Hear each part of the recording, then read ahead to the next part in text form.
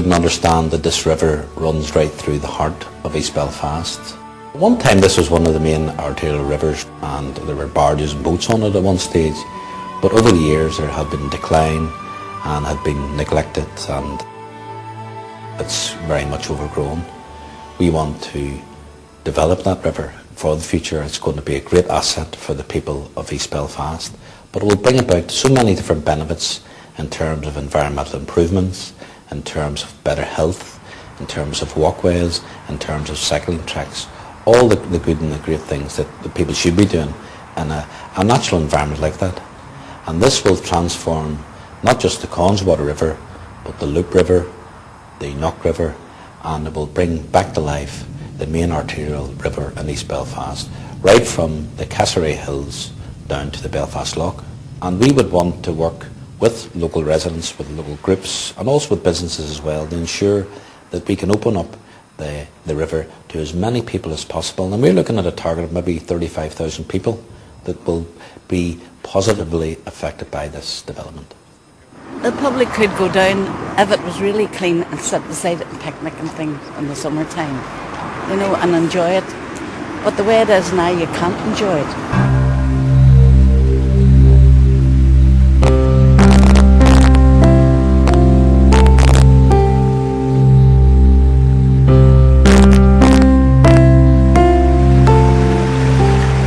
Hey folks, if we just come down, just spread yourselves out down along the edge there.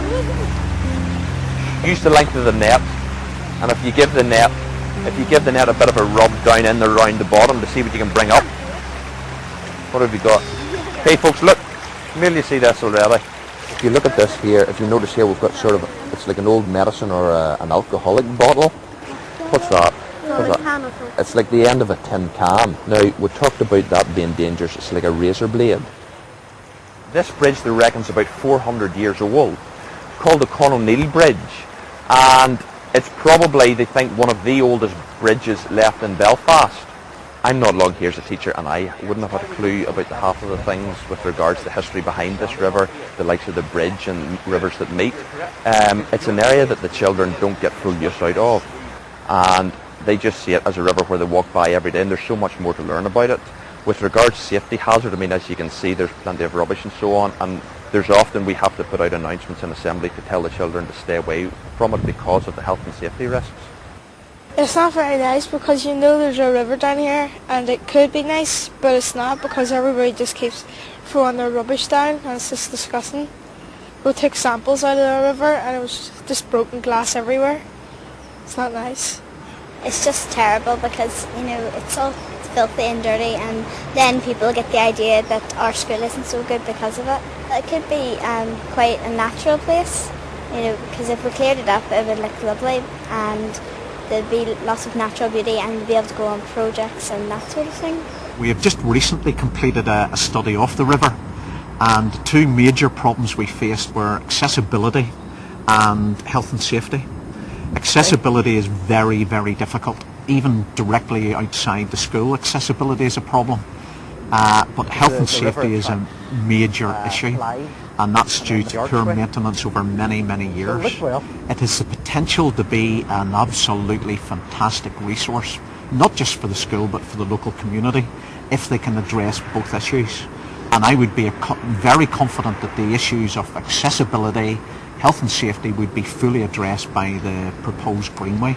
So we're very excited about the prospect, and we hope we are successful as a local community in attracting the necessary finance. A lot of health conditions are related to areas of deprivation, conditions like disease of the chest, heart disease and so on. There will be higher levels of those in areas with deprivation. And one of the strategies that really I see that this development could contribute to is the regional Investing for Health strategy. Now, the Investing for Health strategy is about taking action across all sectors in society to try to improve health. So it doesn't focus in particular on the health services as such, but looks at the contribution which the education sector, which arts, which housing can contribute to health.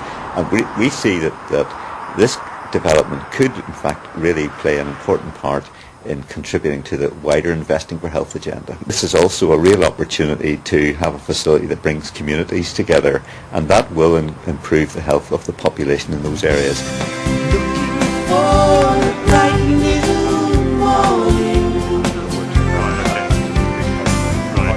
Searching for a clear blue sky, I'm sure we'll find a bright new morning. So hush my angel, don't you cry.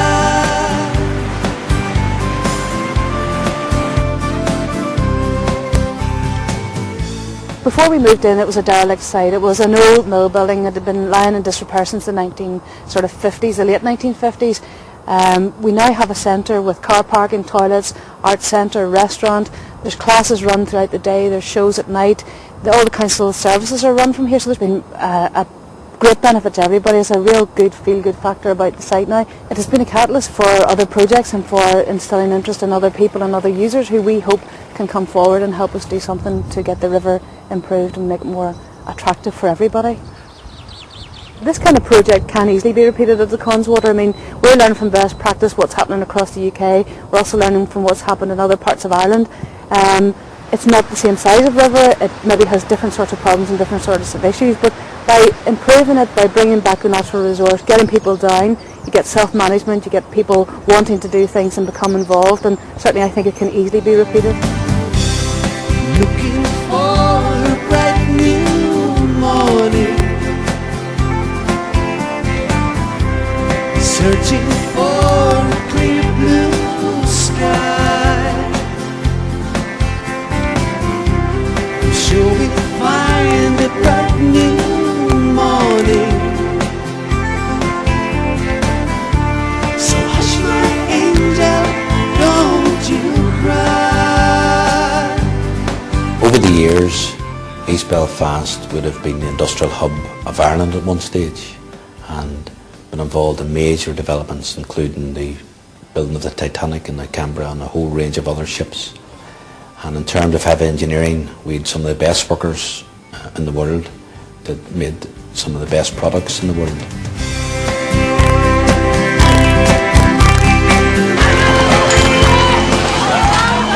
But I believe that over the years that we have lost some of that sense of pride, and I think this type of initiative that involves tens of thousands of people in East Belfast will bring back a sense of pride, but also a sense of hope as well, that we are back on the move again and we're not going to lie down and let these problems overtake us.